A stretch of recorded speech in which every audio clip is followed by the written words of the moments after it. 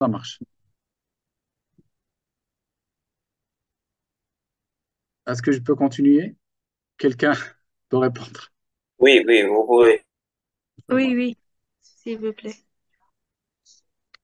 Il a يعيطوا نحبسهم ماشي مشكل. Donc j'ai parlé sur les jumeaux numériques. L'avantage de ces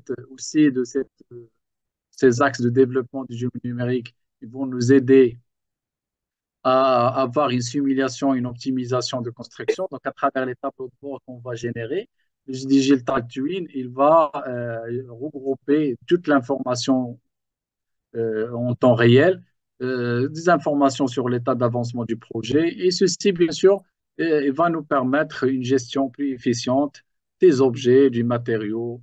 Et surtout, lorsque nous avons des problèmes, on peut les détecter, on peut avoir surveillé le chantier, avoir. Donc, lorsqu'on dit un tableau de bord, c'est tous les éléments que nous aurons qui vont circuler dans le chantier. Le deuxième point, c'est les retards, en termes de planification. Donc, lorsqu'on intègre les digital twins, on peut diminuer les retards. En termes on peut mieux planifier, on peut mieux gérer les travaux de construction et on peut réduire les risques de retard et on peut aussi améliorer l'efficacité. Et lorsqu'on dit diminution du risque de retard, si automatiquement, on augmente l'efficacité global de réalisation du projet. Un point aussi important de l'avantage des jumeaux numériques, c'est la sécurité durant les chantiers. Donc, les digital twins, il va essayer de simuler les différents scénarios de sécurité. Va permettre aux équipes de construction d'interagir et trouver un peu les différentes solutions d'interaction avec le chantier. Même des fois, on peut euh,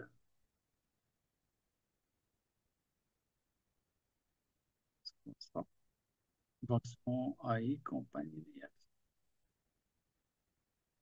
باقي واحد le point ديال AI. Donc, analyser la sécurité de chantier. Il y a un point aussi, dernier point, c'est le point de la communication transparente entre les différentes parties prenantes durant le projet. Et bien sûr, la performance. Donc, la performance à travers les données collectées.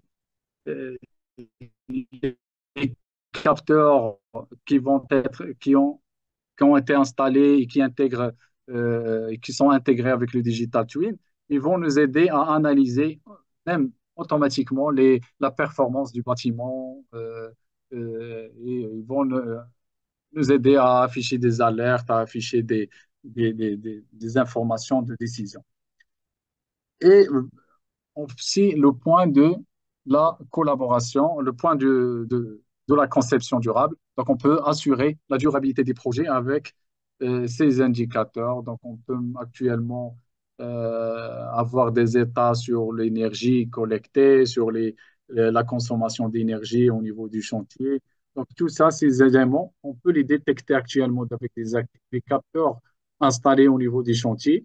Et on essaye au lieu d'attendre l'être humain qui va renseigner le BIM manuellement, on peut avoir une information automatique à travers des capteurs.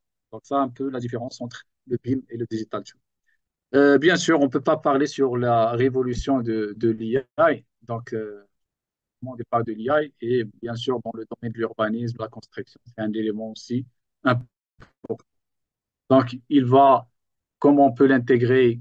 Donc, bien sûr, on peut l'intégrer durant la prise de décision.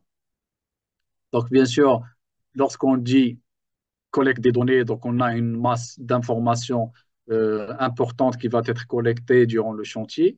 Et ces données historiques du projet qui vont nous aider à surveiller en temps réel le projet, les algorithmes de l'IA, ils vont nous, nous aider à identifier les risques potentiels, ils vont nous aider prendre des décisions préventives et tout ça dans le contexte de chercher un peu et atténuer les risques dans un chantier. Donc, l'IA, donc, il a cette capacité de voir un peu cette masse de données, ils peuvent l'exploiter et donner des résultats sur les différents problèmes que nous avons dans le chantier pour atténuer les risques. Et ça, bien sûr, pourquoi? Pour qu'on puisse maintenir le projet dans la bonne voie. Donc, lorsque les grands projets sont en cours de réalisation, le premier point à chercher, c'est de satisfaire le client. Donc, et pour qu'on puisse satisfaire les clients, rester dans les meilleurs délais, il faut essayer d'installer les différentes approches et les différentes technologies, profiter de ces technologies pour qu'on puisse satisfaire ce client-là. Et parmi les approches qu'on peut intégrer, c'est les algorithmes de l'interprétation des données. Le deuxième point, c'est l'automatisation. Donc, l'IA, donc, il a cet avantage d'automatisation et d'optimisation très puissant. Donc, il va générer des solutions de conception. On peut même des fois mettre plusieurs propositions de conception automatique et voir clairement même dans le quotidien que cette technologie d'IA, ça commence à créer de la créativité, l'efficacité dans les réalisations des projets. Le point aussi, dernier point, c'est la capacité prédictive. Donc on avance surtout lorsqu'on fusionne l'information BIM et l'information SIM et avec l'IA, on peut, et surtout dans les grands chantiers industriels, donc on peut augmenter la productivité, prédire un peu la productivité. Et ça, c'est aussi c'est important de ce genre de chantier.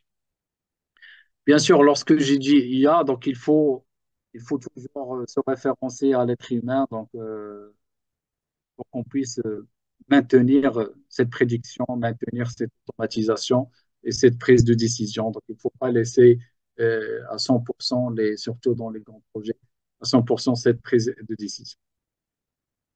Donc, je vous remercie pour cette... pour, donc, avant de clôturer, j'aimerais bien quand même vous montrer quelques présentations, quelques démonstrations sur lesquelles on a intégré le BIM. Donc, je commence par une application qui a été mise en place par Wael. Donc, c'est un stagiaire qui travaille avec moi au niveau de l'agence urbaine. Donc, qu'est-ce que nous avons fait? Donc, il a essayé un peu de mettre une représentation au niveau du rabat, une représentation 3D de quelques entités géographiques.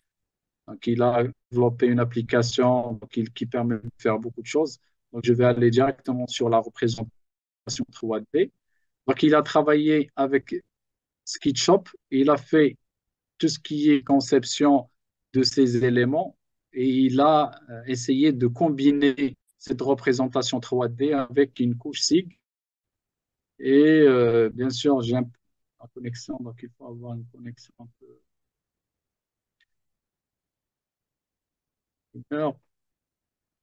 Sinon, ça ne va pas marcher parce que la représentation 3D dans un cloud, elle consomme un peu de débit. J'espère que ça va marcher.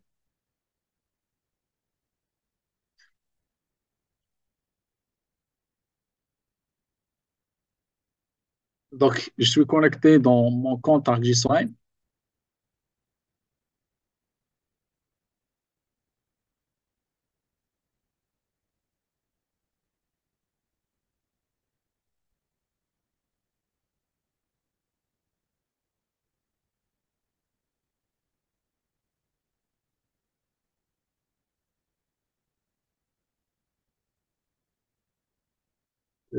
Donc, je vais laisser ça. Donc, il a essayé de présenter tous ces objets-là en 3D. Donc, vous pouvez rentrer, je peux partager avec vous le lien. Vous allez voir des représentations 3D de ces éléments-là. Et lorsque vous passez d'un objet à un autre objet, vous allez voir ces constructions 3D. Donc, ça, c'est une intégration entre des objets qui ont été réalisés et modélisés sur SketchUp partagés dans un environnement un peu SIG. Ça- Donc, j'ai d'autres objets. Donc, j'ai aussi une application, un projet que j'ai présenté dans ArcGIS Online, donc format SIG. Donc, j'ai un compte sur ArcGIS Online. Donc, ici, on peut voir un projet qui a été réalisé sur Autodesk et partagé sur un contexte SIG. Et lorsque je dis contexte SIG, on peut voir les différentes dimensions, les différents niveaux du projet selon plusieurs couches et on peut bien sûr identifier chaque élément du projet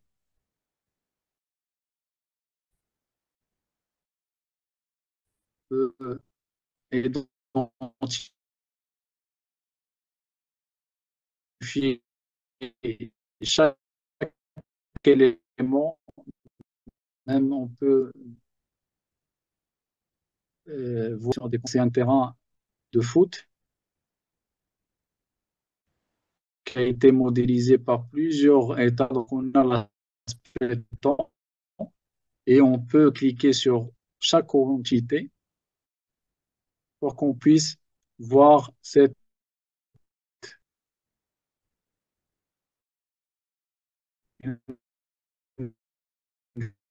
fiche descriptif de construction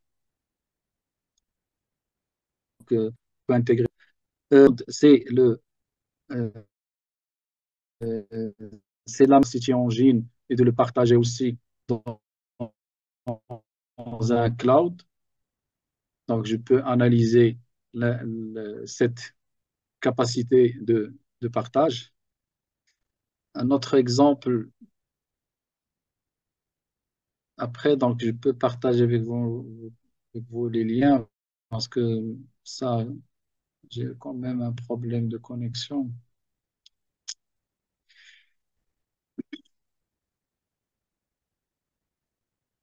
Donc ici, un projet sur pour voir un peu les, la radiation solaire au niveau des vitres d'un bâtiment. On peut modéliser ça et on peut voir quels sont interpréter un peu ces points-là de modélisation solaire. On peut voir l'impact et déterminer quelles sont les fenêtres les plus ensoleillées. Et ça va nous aider un peu pourquoi pas, d'intégrer des panneaux solaires, de voir un peu les différentes installations. On peut voir aussi un autre exemple. Donc, j'ai quand même mettre 4 ou 5 projets. Donc, on peut imaginer plusieurs types de projets d'intégration de BIM avec le SIG, soit dans des recherches des aspects conception des projets, soit des aspects, là, par exemple, des aspects d'analyse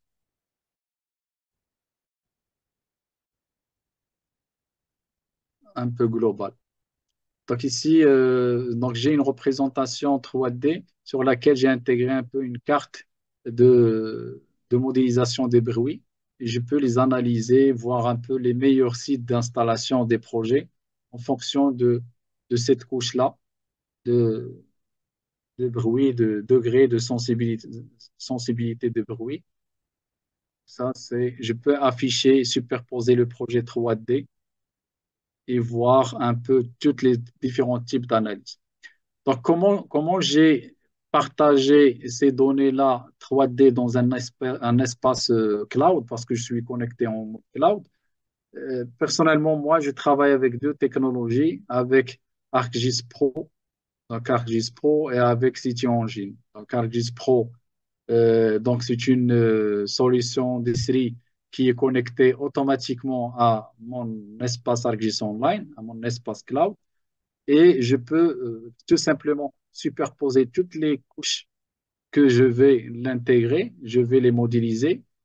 Donc, je peux les préparer dans une base de données et j'ai ici des options de partage automatique. Donc, je peux J'ai ici l'espace de partage, ici une option de partage sur laquelle je peux partager automatiquement toute cette base de données qui a été présentée et préparée en mode local vers l'espace cloud sur mon espace Argus. Donc, bien sûr, sachant que j'ai toutes les fonctionnalités, je peux pas, donc c'est un peu difficile de vous présenter un peu les fonctionnalités de génération des profils, de voir les ondes de visibilité, de gestion des profils. Donc, tout ça, c'est des fonctionnalités qui sont implémentées. Et bien sûr, CityEngine, ça, c'est la solution très avancée de 3D. Et bien sûr, on peut, on peut voir un peu les camps des bâtiments et la hauteur des bâtiments, voir un peu, gérer un peu la visibilité des objets, gérer cette visibilité automatique, donc voir le profil.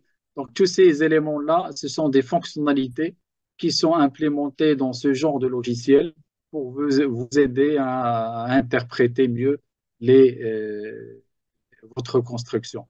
Et si je parle, je peux gérer par exemple le, le temps, voir l'impact environnemental d'intégration d'un projet par rapport à son environnement. Et chaque entité au niveau d'un projet, donc il est modélisé et je peux l'identifier, je peux sélectionner et voir un peu toute la documentation derrière de cette entité-là. Et je suis là pour répondre à vos questions. Merci à vous, Monsieur Leileman. Merci à vous pour la présentation, pour la qualité de votre présentation. Alors, comme vous venez de le préciser, nous avons compris comment le BIM ne peut être séparé du SIG, de l'importance de la jonction et de l'intérêt de cette jonction et de ce qu'on peut gagner en termes d'avantages en réalisant cette jonction entre le BIM et le SIG, comme, euh, comme vous l'avez évoqué, la géolocalisation, la durabilité et bien d'autres éléments. Et aussi, donc, pour conclure, les deux disciplines restent deux éléments qui se complètent, dont l'un est indispensable à l'autre. Et aussi, donc, vu le projet sur lequel vous travaillez, et avec la Coupe du Monde qui arrive, et avec aussi les projets de grandes ampleurs qui sont mis en place, avec les projets des villes intelligentes, des nouveaux aménagements urbains seront envisagés d'ici 2030, et bien effectivement, vu que la Coupe du Monde sera organisée au Maroc, donc on a plus intérêt à renforcer ce lien entre le BIM et le SIG, parce que comme vous l'avez précisé, l'un est indispensable à l'autre. Ils se complètent, ce sont deux disciplines qui se complètent. Et aussi, comme vous l'avez précisé, Monsieur Leilman, selon les statistiques et selon les recherches qui ont été entamées par plusieurs prestataires, j'ai vu sur votre présentation, vous avez parlé des statistiques qui ont été faites par des prestataires en France et au Maroc également. On conclut que le BIM a connu une grande progression qui était aussi rapide et avec un retour sur investissement qui était positif. Et ça, c'est selon les maîtres d'œuvre qui ont exprimé leur satisfaction. Ces statistiques révèlent l'efficacité du BIM dans la réduction des coûts et l'amélioration de l'efficacité. Mais en fait, parmi les réflexions, les phrases que nous entendons souvent, le BIM est réservé aux grandes entreprises, ou bien on entend souvent aussi, ça nécessite des logiciels, des compétences que nous n'avons pas, ou encore, euh, le BIM ne peut en profiter que les grands projets. Alors, est-ce que c'est vrai? Et quel serait le cas pour les micro et petites entreprises et qui sont, qu'on le veuille ou pas, ils sont les plus nombreuses. Elles sont les plus présentes dans le marché, ils présentent la grande majorité plus que les grandes entreprises sur le marché. Donc, pour ces MPE, ces micro et petites entreprises, la question clé qui se pose, comment le BIM peut être un investissement rentable, quels seront les défis que rencontreront les micro et petites entreprises lors de la mise en œuvre du BIM et comment ils pourront surmonter ces obstacles. Donc là, je vais passer la parole à Monsieur Jalal pour nous éclairer plus sur ce sujet. Bonsoir tout le monde. Vous Ah, m'entendez bien? Vous m'entendez bien? oui, oui, Bonsoir. Oui, oui, de oui, mon je Parfait. vois. côté. Merci. Donc, je vous remercie pour votre participation premièrement. Merci à M. Mohamed pour cette riche présentation au niveau de BIM, une présentation très claire sur le BIM et aussi sur le SIG, et aussi Madame Sadia. Donc, je vais vous présenter la présentation faite. Je vais partager, j'ai le droit. Très bien. Donc, je viens de partager avec vous la présentation. C'est clair pour vous? C'est bon? Oui, c'est Jalal, c'est bien Très clair. bien. Oui, Très c'est bien. bon, c'est bon, c'est bon. Parfait. Donc, on va parler aujourd'hui. Je suis ravi de vous présenter le sujet de BIM en phase d'exploitation ici et maintenant, ses avantages et ses contraintes spécialement pour les petits et moyennes entreprises. Donc, lorsqu'on parle par exemple de la gestion, exploitation, maintenance ou bien GEM BIM, il n'y a pas encore de normalisation en fait. Personne n'est d'accord si l'on dit par exemple, est-ce qu'on applique la maintenance et exploitation dans nos projets ici au Maroc. C'est un sujet d'actualité, c'est un sujet de moment. Donc, je vais partager avec vous mon expérience en tant que BIM manager avec Bureau d'études situé en France, Let's BIM. On a travaillé sur un projet référence, un projet AEHP, c'est un hôpital américain de Paris. Là, on a appliqué la démarche GEM, gestion, exploitation et maintenance.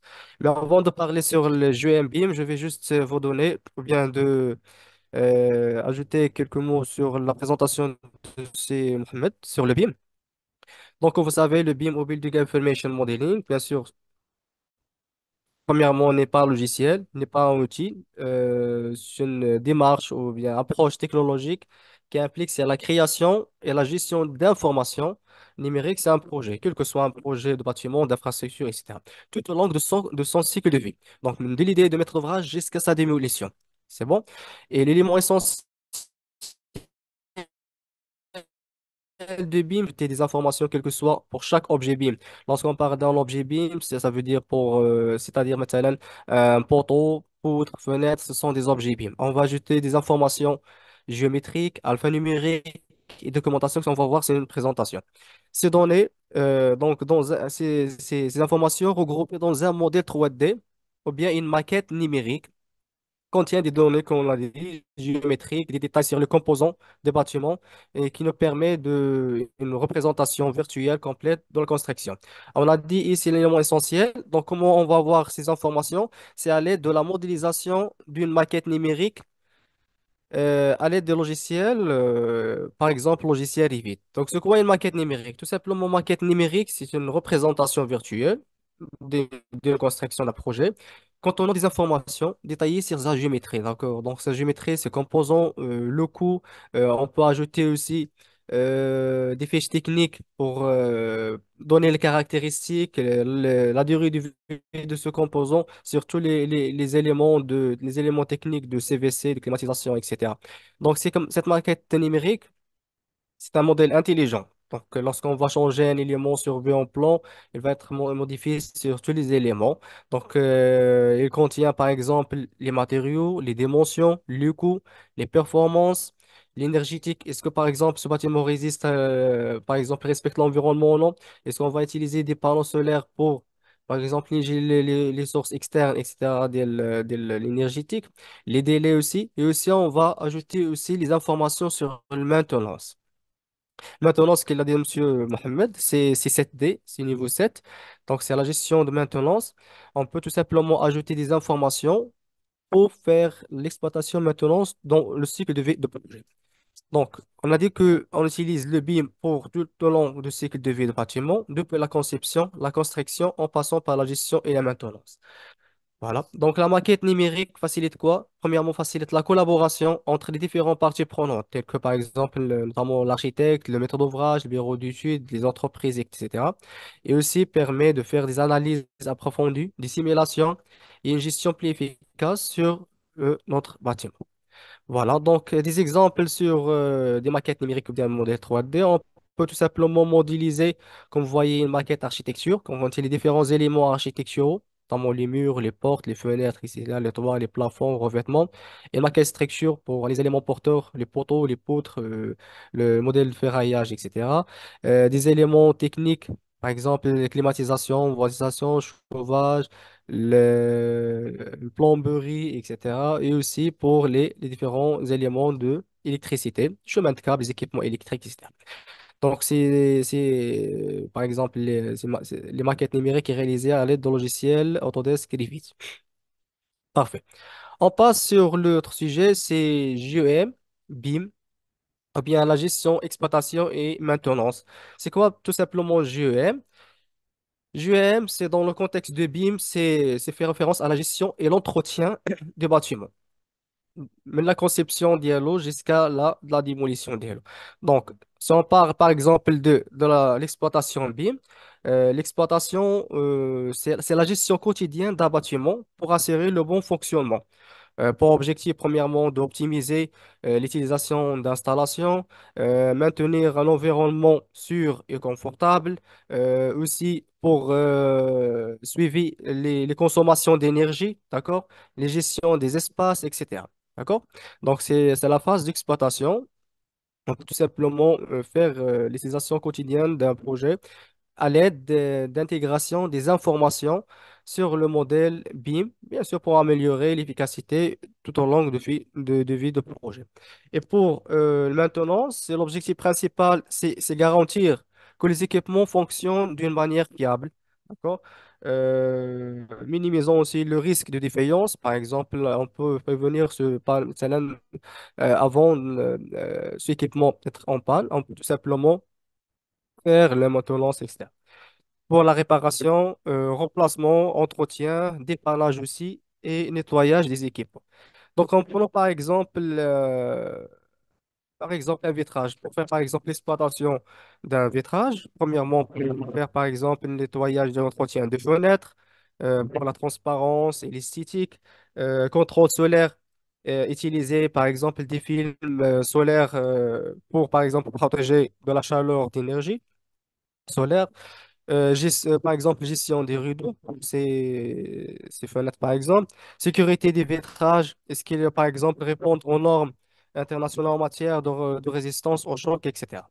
Et au niveau et au niveau, par exemple, de maintenance, c'est détecter préalablement les fissures, les éclats, remplacement des vitrages endommagés, faire une étanchéité, par exemple, et maintenir des joints d'étanchéité entre les murs. Ça, c'est à l'aide de maquettes numériques ou bien à l'aide des informations qu'on va ajouter sur ces composants. Donc, je vais partager avec vous, par exemple, une maquette numérique. Là, on va ajouter des informations. Donc, je partage le logiciel et vite. Parfait. Donc, il s'agit d'un projet hôpital américain de Paris. C'est la maquette MEP, et la maquette de CPC pour la climatisation, ventilation et chauffage. Là, c'est bon pour vous. C'est clair, la présentation de logiciel et vite. Oui, monsieur Jamal. Oui, c'est bon. Très bien. Donc, si par exemple, je vais sélectionner ce équipement, il s'agit de ventiloconvecteur. Là, on va ajouter toutes ces informations. Par exemple, le niveau de la puissance électrique, les cotes aussi, le débit d'eau, les données de densification. Et on peut ajouter aussi un lien, par exemple, les fiches techniques de ce équipement. Voilà, comme vous voyez. Parfait. Donc voilà, هذه une fiche technique de ce équipement. Voilà, كنلقاو مثلا description ديالها, les dimensions, documentation, le prix ديالو, logiciel. C'est une fiche technique, on va l'ajouter au modèle de BIM. D'accord? On voit aussi une présentation ou bien des informations sur l'entretien et l'exploitation. Voilà, dimensions. Et aussi, on va ajouter différentes informations sur ce élément. Voilà. Voilà, donc notice d'installation et aussi, comme vous voyez, des notices d'installation et maintenance. Alors, si je vais cliquer par exemple sur ce lien-là, on va voir ensemble, c'est on peut faire des maintenances pour chaque, par exemple, pour chaque année ou bien par mois, selon l'équipement qu'on va ajouter.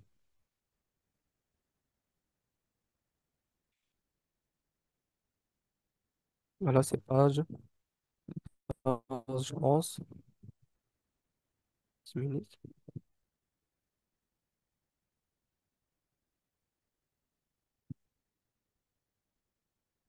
Non, c'est page 14.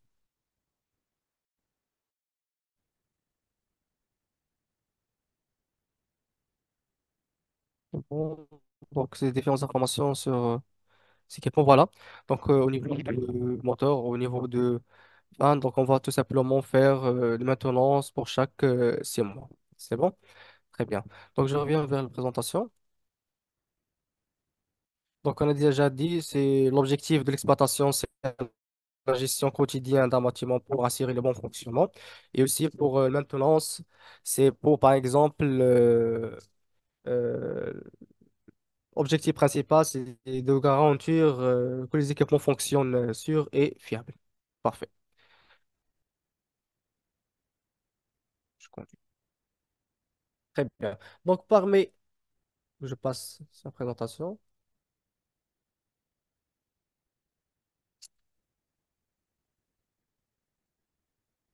Voilà, c'est ma quête numérique. On a déjà parlé. Et aussi pour l'exploitation et maintenance. Par exemple, pour les avantages de BIM pour les petits moyens entreprises, premièrement, c'est la gestion d'actifs ou bien c'est faciliter le management.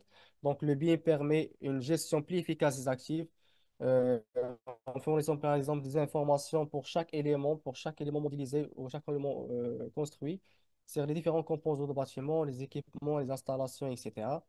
La maintenance qu'on a déjà parlé, on utilise des données de modèle BIM donc, les petits et moyennes entreprises peuvent mettre en place des stratégies, des plannings pour la maintenance.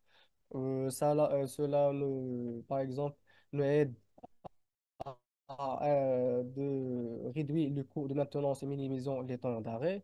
La gestion de données, donc le BIM facilite la centralisation des données, améliorer la gestion de l'information et la collaboration autour de la maquette numérique. Et aussi, les petites et moyennes entreprises peuvent faire des rapports et d'analyses sur le modèle BIM pour générer, bien sûr, les rapports détaillés, effectuer des analyses pour améliorer leurs performances. Voilà pour les avantages. Et pour, par exemple, les contraintes de BIM pour les petites et moyennes entreprises, il faut tout simplement une formation et compétences. Donc, on rencontre des défis liés à la formation des personnels pour utiliser, pour modéliser, pour coordonner autour de la maquette numérique, d'accord? Et aussi pour faire la maintenance ou bien exploitation au niveau de BIM, 7D. L'investissement aussi, donc la mise en œuvre de précis investissements initial en termes de logiciels. Donc, comme vous savez, les logiciels du BIM, par exemple, notamment Revit, Navisworks, BIM 360, Dynamo, etc. Donc, il faut un investissement initial. Des formations pour les personnels et acquisition d'équipements comptabilité. Aussi, la méthode de coordination ou bien l'échange entre les différentes parties prenantes de projet, donc à l'aide de tels logiciels, soit on va travailler sur le niveau de maturité 2 ou bien niveau de maturité 3 avec le cloud. Il faut tout simplement faire le choix. À l'aide, bien sûr, c'est la décision de maître d'ouvrage. Donc, avec aussi le partage ou bien l'export de chaque logiciel depuis Revit vers d'autres logiciels. Et si on va changer des formats natifs, on va utiliser des formats IFC qu'on a déjà mentionné. D'accord? Et aussi la taille du projet. Donc, on sait que les petits moyennes entreprises peuvent ne pas être impliqués dans les grands projets. Donc, c'est utiliser ce qui peut limiter leur exposition et expérience avec ces technologies. Voilà. Donc, et pour conclure, l'intégration de BIM dans la phase d'exploitation et maintenance vise bien sûr à la gestion de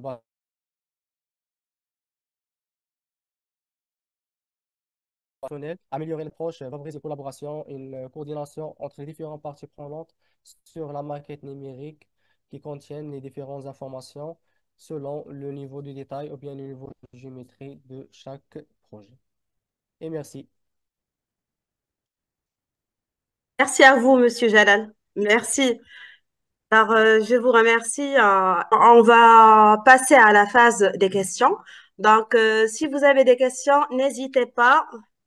J'ai vu passer quelques questions à travers la fenêtre de la discussion, mais vu il y a plusieurs messages qui sont arrivés par la suite, donc j'aurais un petit peu du mal à aller chercher les messages et les questions. Donc, les personnes qui ont souhaité poser des questions, n'hésitez pas, soit vous me les réécrivez sur le chat, soit vous prenez la parole et vous intervenez. J'ai une question. Oui, Malak? Euh, Tout d'abord, merci beaucoup, Monsieur Layman et Monsieur Moussali, pour les informations partagées. Et merci à vous, Madame Sefa. Eh bien, c'est moi qui te remercie, Nadia. Malak. Bon, vos présentations ont été extrêmement utiles et bien présentées. Bon, je suis Malak Hamoudi, étudiante en deuxième année master génie civil, et j'aimerais consacrer mon stage de FE au BIM et à la gestion des projets de construction. La question, c'est pour Monsieur Lailman. Pourriez-vous me donner quelques conseils sur ces sujets, étant donné que, selon mes informations, il y a apparemment un seul bureau d'études travaillant avec le BIM. Et si à Tanger, auriez-vous des conseils sur d'autres opportunités similaires où je devrais postuler dans la région du Tanger et Tétouan? Et merci. D'accord, c'est bien noté. D'accord. Vous voulez répondre de suite, Monsieur Leilman, ou bien Vous on pouvez prend l'ensemble? reformuler, mais sincèrement, j'ai pas entendu la question. Il y avait une coupure de son. Effectivement, de mon côté également, c'était pareil. Mais Donc, vous avez entendu la question. je vais récapituler et si jamais Malak, je n'ai pas bien compris, tu me corriges, s'il te plaît. Alors, Malak, elle est étudiante en deuxième année, génie civil, euh, et elle souhaite bénéficier d'un stage pour un projet de fin d'études, spécialement en BIM. Oui, Et si j'ai bien compris, oui, elle fait ses études oui. elle poursuit ses études à Tanger. Il veut savoir s'il y a des opportunités à Tanger, des bureaux d'études, là où elle pourra bénéficier d'un stage en BIM. Oui, car il y a un seul bureau d'études qui travaille avec BIM, si à Tanger. Selon Euh, mes informations, bien sûr. oui, mais sincèrement, moi, au niveau de Tanger, je connais pas beaucoup de bureaux d'études. Au niveau de Rabat, Casa, oui, je peux vous dire quelques. Je vais me contacter après. Des études qui commencent à travailler avec le BIM, mais ils sont installés à Rabat, Casa. Donc, Tanger, ça n'agit pas vraiment. Je ne Sinon, connais pas le marché déjà comment il est. sinon, D'accord. bon, de mon côté, alors je vais pas te dire, Malak, que je vais t'orienter parce que de mon côté également, je suis sur Rabat et je n'ai pas Oui, une large connaissance à Tanger, mais je connais plusieurs profils qui travaillent à Tanger et je vais te mettre en relation avec eux et je pense qu'ils vont pouvoir t'aider. Mais au moins, d'accord. s'ils n'arrivent pas à t'aider, au moins, ils vont t'orienter. D'accord, merci beaucoup. Merci Avec un beaucoup. Euh, grand plaisir. Tu peux m'envoyer sur un message privé, comme ça, je transmets et tes coordonnées. quand D'accord. même, il y a des gens qui, ouais, pour partager de l'information avec tout le monde. Donc, Mhm, je peux, par exemple, au niveau de Rava, je connais, par exemple, actuellement l'agence de développement du Bourg-Greg. C'est une agence qui prend en charge le vallée de Bourg-Greg. Ils ont les Mhm. grands projets du Rabat, ils ont installé là-bas. Donc, euh, pour quelqu'un qui veut faire des stages avec le BIM, donc il n'hésite pas à contacter le responsable de l'agence. Donc, ce sont des gens qui recrutent des stagiaires, ils recrutent des gens pour travailler sur ça. Et ils pilotent les différents projets qui ont été installés là-bas. Donc, la tour Hassan, la tour plutôt Mohamed VI, le Masrah, les différents projets.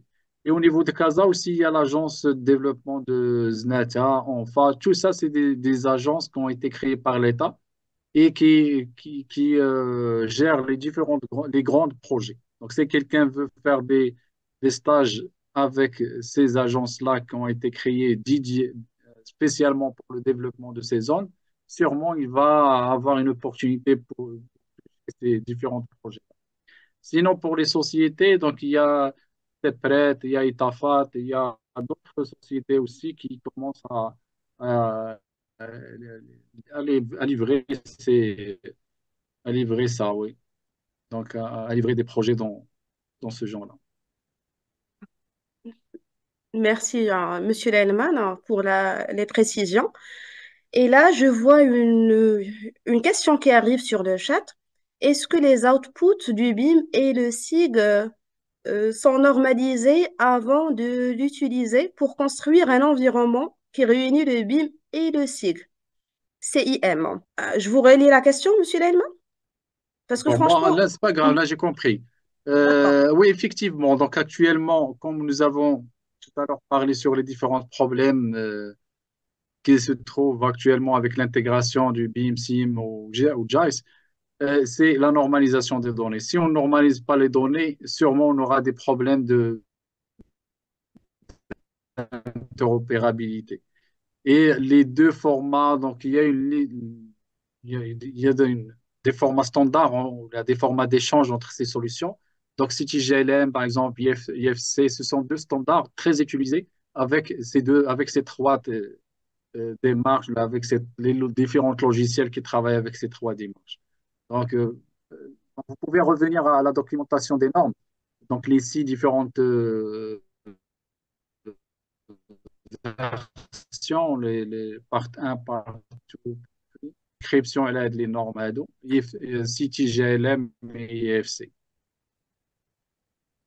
Et Monsieur Issa, est-ce que ça répond à votre question? Est-ce que c'est bien clair? Mais sinon, merci infiniment, Monsieur Leilman. Effectivement, alors il a confirmé que c'est bon pour lui. Je passe à une autre question Oui, que je vois. Ah, je- vous voyez les j'arrive questions. Parfait. ouais, j'arrive à lire directement le Très chat. bien. Pour les formations BIM, de mon côté, donc il y a l'UM6P qui commence à. Il y a le Hassania et le UM6P qui ont fait un partenariat pour un master. Un master avant, c'était un master BIM et cette année, ils ont lancé BIM to SIM. Donc il y a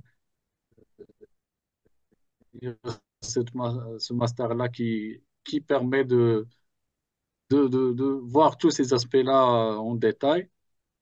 Donc, ce que je connais, sinon, il y a des certificats. Donc, il y a des certificats en ligne, de formation en ligne avec des certificats de maîtrise.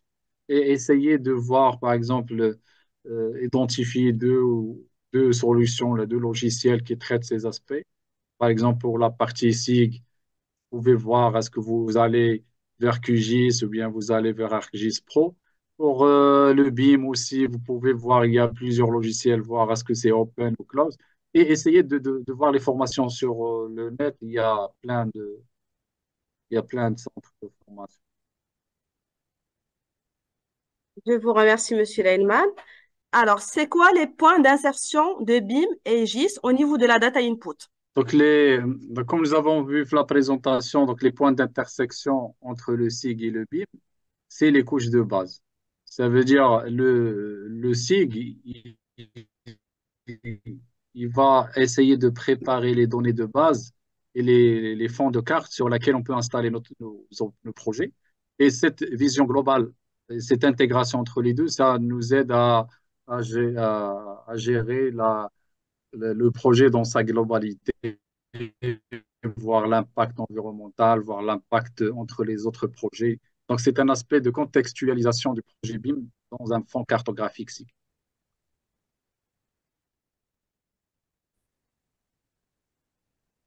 D'accord, je vous remercie, Monsieur Lehman. Sinon, est-ce que vous avez d'autres questions? Profitez de la présence de Monsieur Lehman et Monsieur Jalal. Ils peuvent répondre à vos questions. Ils peuvent vous orienter. Et sinon, donc, si vous n'avez pas d'autres questions, Pour l'aspect mhm, réglementaire, il y a une question sur la réglementation. Effectivement, donc il y a un manque au niveau de la réglementation. Donc, ça dépend des administrations, sincèrement. Ça dépend et, des façons de travail. Donc, chaque administration, il travaille selon selon la maîtrise des choses. Donc, par exemple, nous, au niveau de l'agence urbaine, nous avons exigé au niveau des plans d'aménagement que les prestataires nous fournissent des database et on est en train de réfléchir à exiger aussi pour les grands projets les BIM.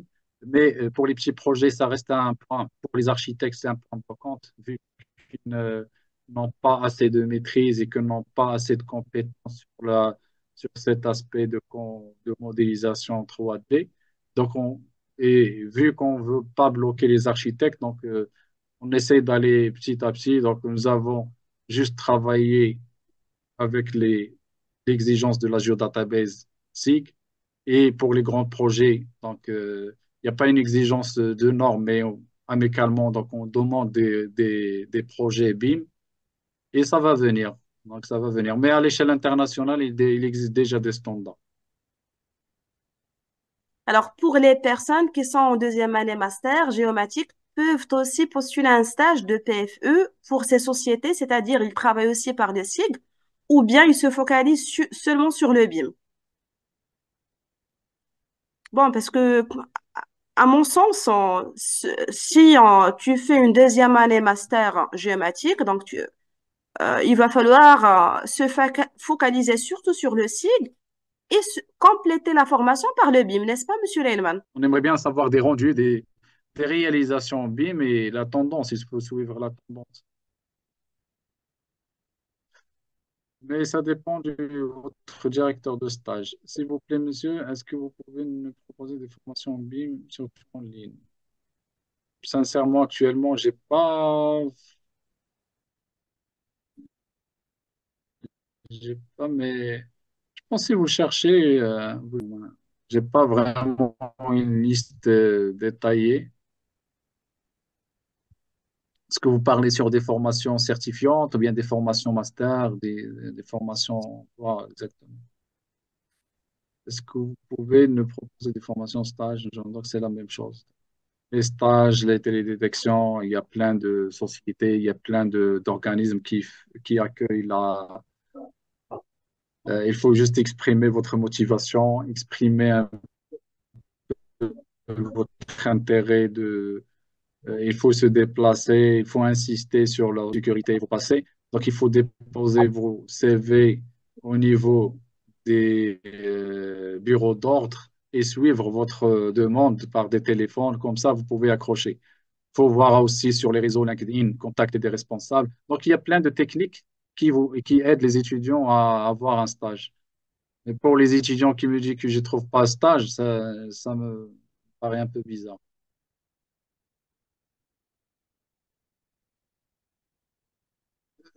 C'est bon? Il y a une dernière question. Je ne sais pas si vous l'avez vue, Monsieur Leilman. C'est C'est la la- question de Niaman. Il Merci nous tout d'abord. remercie. Voilà, je vous laisse la lire. Merci tout d'abord. C'est un honneur d'assister à cette présentation. Ma question est la suivante. Comment pourrait-on remédier au déficit de capteurs IoT au Maroc pour optimiser les applications des BIM du cycle jumeaux numériques dans le domaine de construction urbaine? Là, je suis tout à fait d'accord, Maha. Parce que, effectivement, donc, d'abord, le problème, on parle du jumeau numérique, on parle des bâtiments intelligents, mais on n'a pas assez de capteurs qui vont nous permettre de transférer l'information. Les BIM actuellement, jusqu'à maintenant, c'est des BIM managers qui essayent d'enrichir l'information directement dans les applications. Mais pour qu'on puisse intégrer ces informations automatiquement, donc il fallait vraiment des capteurs dédiés. Et ça, c'est un chantier d'innovation, c'est un chantier de développement. J'invite les étudiants, surtout les gens qui travaillent sur l'électronique, sur les développements des capteurs, à proposer des solutions adéquates. On va finir par les deux questions et après on passe à la conclusion. Parce que c'était prévu de terminer à 9h30, mais vu que les présentations étaient très riches, on a un petit peu débordé. Mais là, on répondra aux deux dernières questions et après, on enchaîne vers la conclusion. Est-ce que les softwares permettent d'avoir un environnement de développement comme ArcPy sur ArcGIS Pro ou QGIS?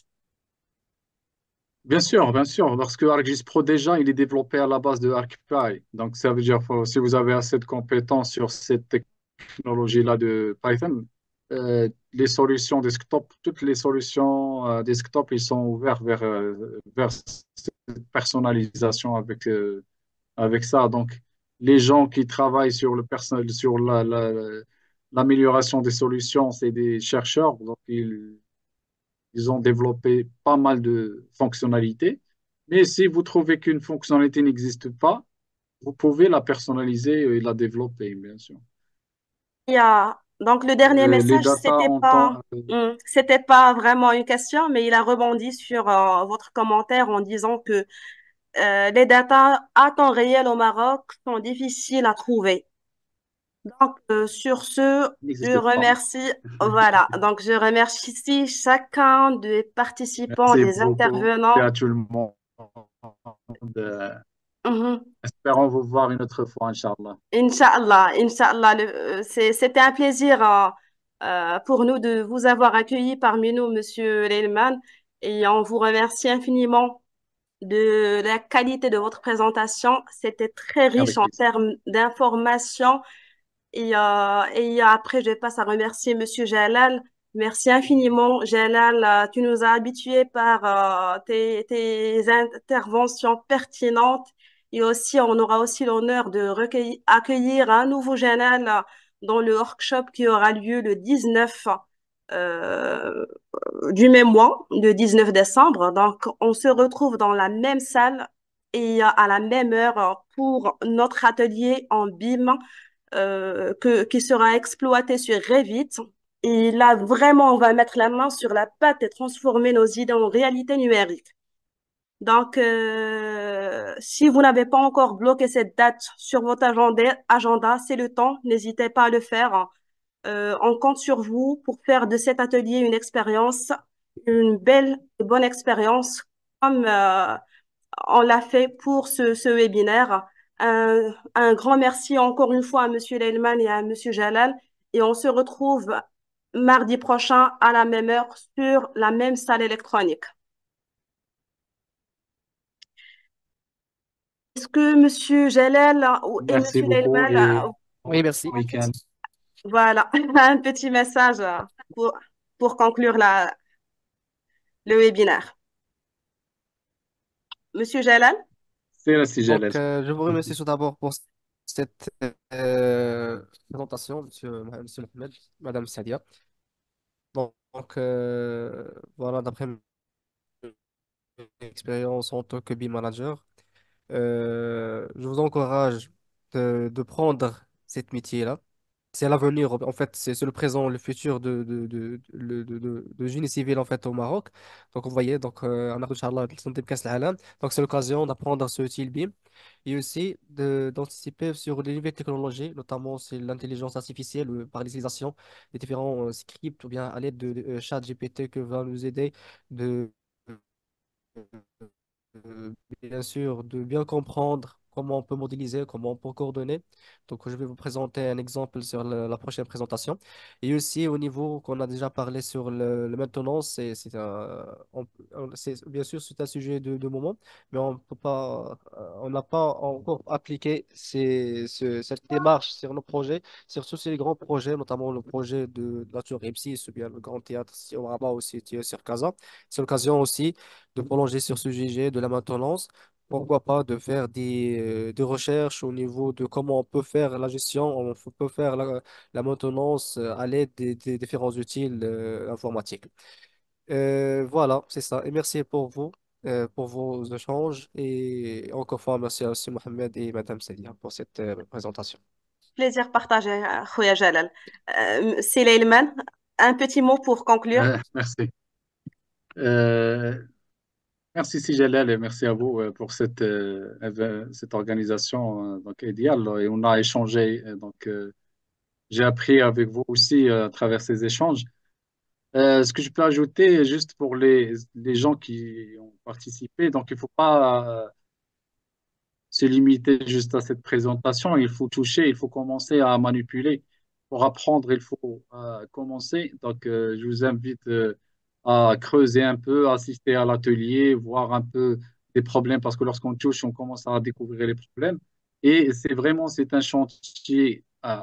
Vu que je suis dans le monde professionnel et on travaille avec plusieurs architectes, il y a énormément de manques sur ces profils-là manipulation de ces technologies-là, surtout dans la conception, la modélisation.